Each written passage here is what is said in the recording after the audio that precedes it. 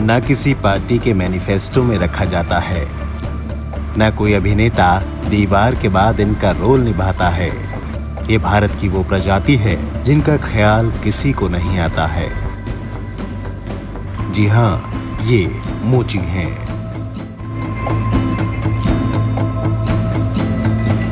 आज से एक नई श्रृंखला शुरू कर रहे हैं, एक नई सीरीज शुरू करेंगे जिसमें हम समाज के सबसे उपेक्षित वर्ग मोची के बारे में आपको बताएंगे और सवाल छोड़ जाएंगे आपके ज़हन में कि क्या बदलाव का हक इनमें नहीं है, क्या अधिकार इनके नहीं है, राइट्स इनके नहीं हैं।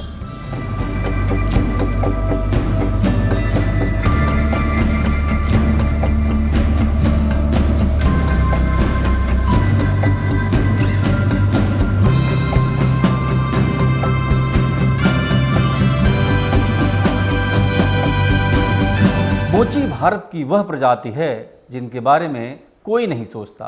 भारत के किसी भी राजनीतिक दल के चुनावी घोषणा पत्र में इनके लिए कोई जगह नहीं है।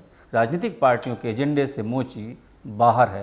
राजनेताओं की संवेदना इनके लिए बिल्कुल भी नहीं होती। पार्षद, स्थानीय नेता तो मोचियों से मुंह फेर लेते हैं। जाहिर है आपकी जूतों पर चमक लाने वालों की जिंदगी से चमक गायब है।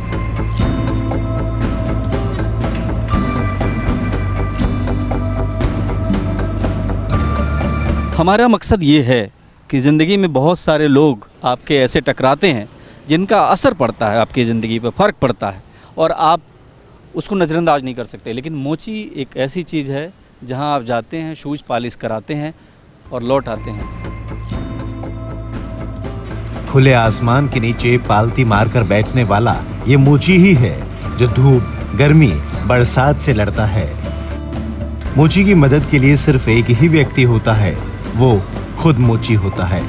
50 साल के दिलीप बाबू देश के सबसे लोकप्रिय प्रधानमंत्री नरेंद्र मोदी को नहीं जानते।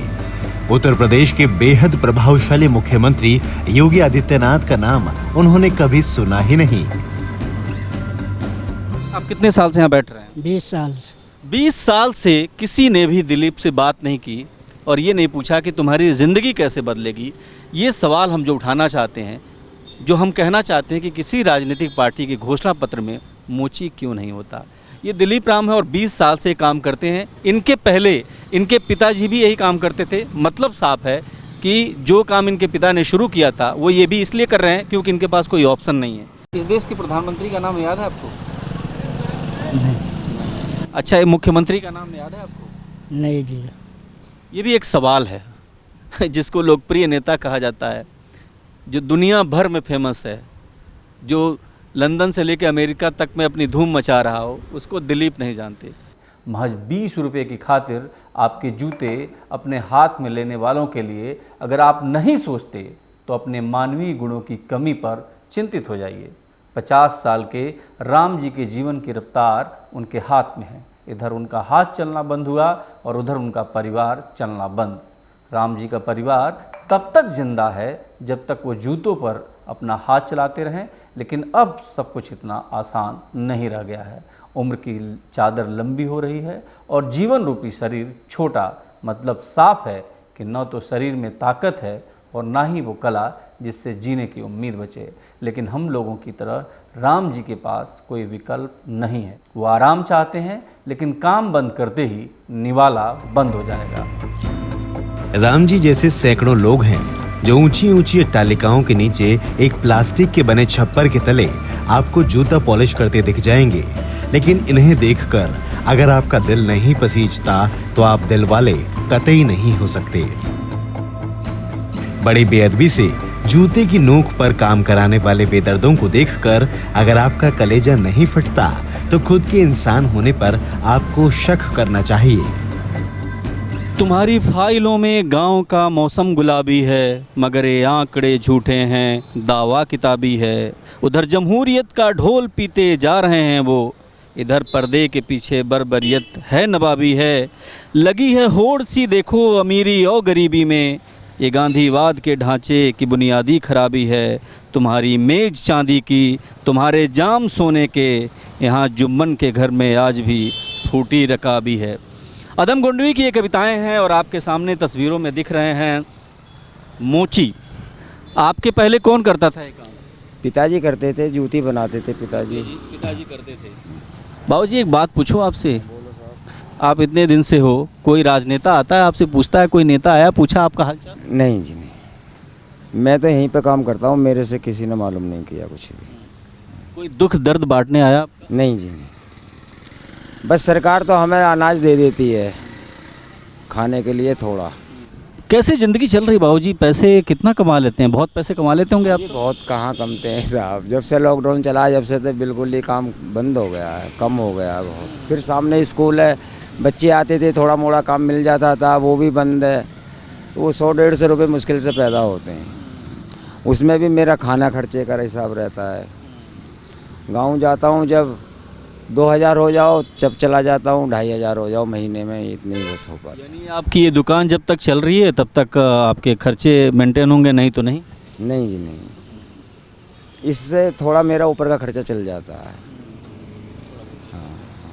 बाबूजी आप ये बताइए कि आपको लगता नहीं कि सरकारों को आप पर भी ध्यान देना चाहिए?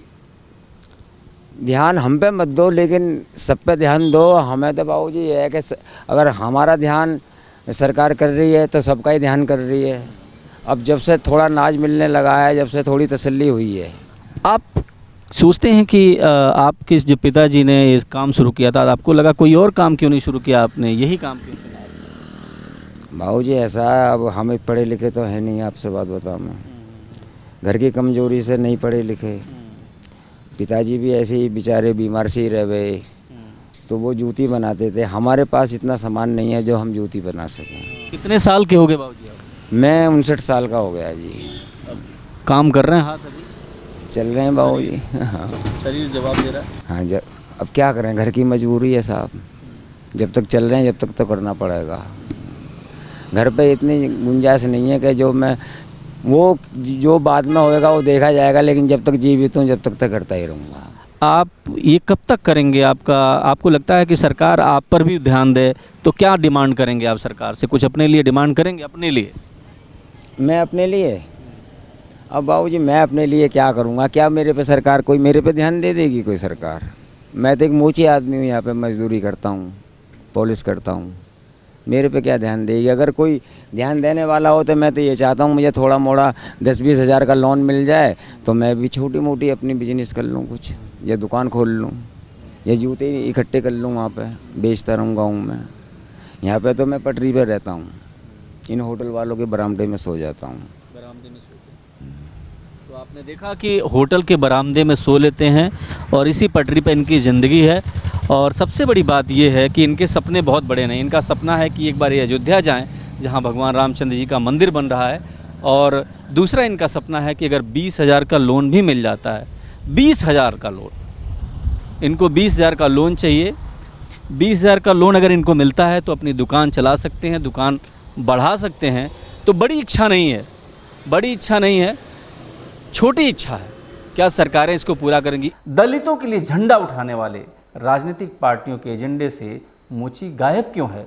सरकारी माल के ठेकेदार अफसरों को मोचियों की याद क्यों नहीं आती? लगभग 15 साल से एक ही जगह जूता चमकाने वाले बिरजू की ज़िंदगी फीकी है। पैसे के अभाव के चलते शादी तक नहीं की। दिन भर बैठने के बाद 100 से 200 रुपये कमाने वाले बिरजू का दर्द तब और अधिक बढ़ जाता है जब उससे पूछा जाता है कि पिछले 15 वर्षों में क्या कोई नेता तुमसे मिलने आया? बिरजू की सूनी आंखों में आक्रोश दिखाई देने लगता है, व्यथित हो जाता है और बड़े मायूसी से कहता है, नहीं, कोई नहीं आया।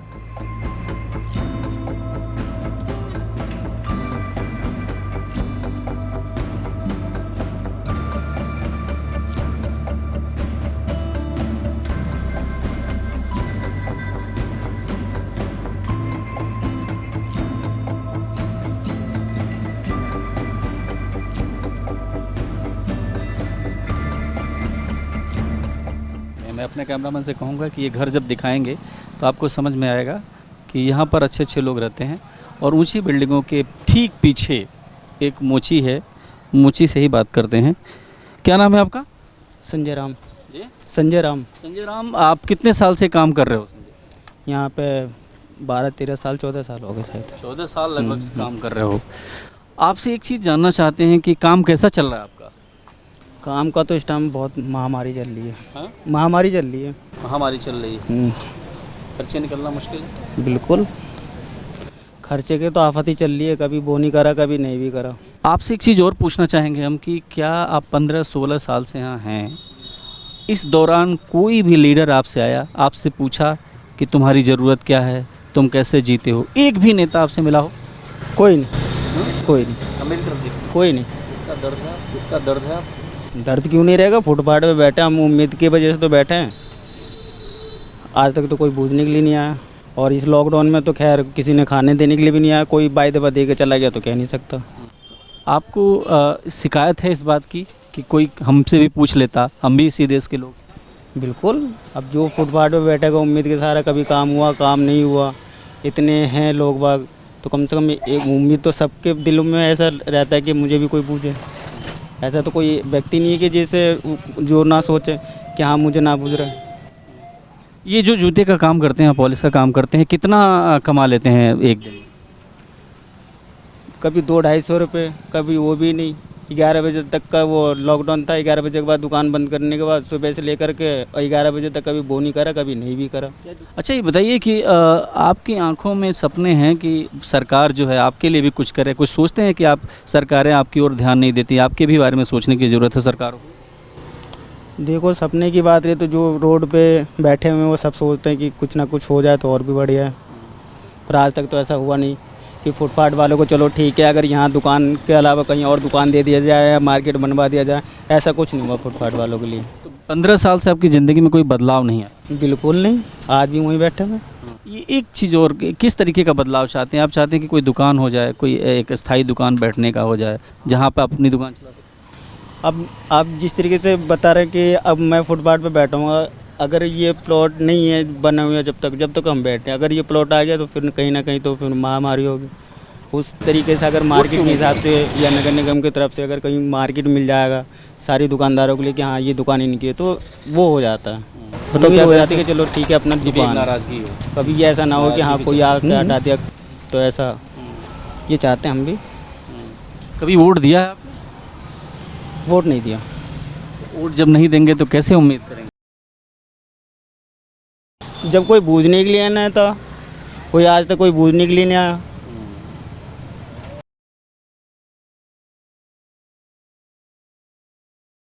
अब आप ये बताइए कि आप ये चाहते हैं कि आप ये काम छोड़ के कोई ढंग का काम कर सकते हैं, आपके अंदर इच्छा होती है लेकिन आपके पास बजट नहीं है? बजट तो है ही नहीं बिल्कुल भी। यहाँ तक तो सुबह से लेकर शाम तक जो कमाया वही खा लिया सुबह के। अब अगले दिन देखा जाए, काम हुआ तो ठीक है, नहीं काम हुआ तो फिर भूखे सो। और क्या करना है। संजय राम जो कह रहे हैं, संजय राम की आंखों में एक दर्द है, एक पीड़ा है, एक तकलीफ़ है, और ख़ास करके ये भी तकलीफ़ है कि जब कोई राजनेता इनका हाल पूछने नहीं आया तो उसको वोट किस बात की। ऐसे बहुत सारी कहानियाँ हैं, ऐसे बहुत सारे किस्से हैं जो संजय राम को आप देख के महसूस कर सकते हैं। आप खुद देखिए कि एक आदमी 15 साल से एक ही जगह बैठा हुआ है, एक ही काम कर रहा है, लेकिन उसकी ज़िंदगी में बदलाव के नाम पर सिर्फ़ और सिर्फ वही दिन बदल जाता है, रातें बदल जाती हैं, लेकिन और कुछ नहीं बदलता है। जाहिर सी बात है कि बदलाव का हक संजय राम को भी है, इनको भी बदलाव का हक है और हम सबको है। तो इसी बदलाव की कड़ी में हम ये समझना चाहते हैं, जानना चाहते हैं कि क्या सरकारों का ध्यान इन पर भी जाएगा, क्या इनकी भी ज़िंदगी बदलेगी? ये दूसरों के जूते पॉलिश कर चमकाते रहते हैं, इनकी ज़िंदगी से चमक जो गायब हो गई है वो क्या वापस लौटेगी? हमने आपसे वादा किया था कि हम जन सरोकार की पत्रकारिता करते हैं, समाज के सबसे बड़े और सबसे निचले लोगों की स्टोरी आपको दिखाने के मकसद से मोचियों से हमने एक नई शुरुआत की है।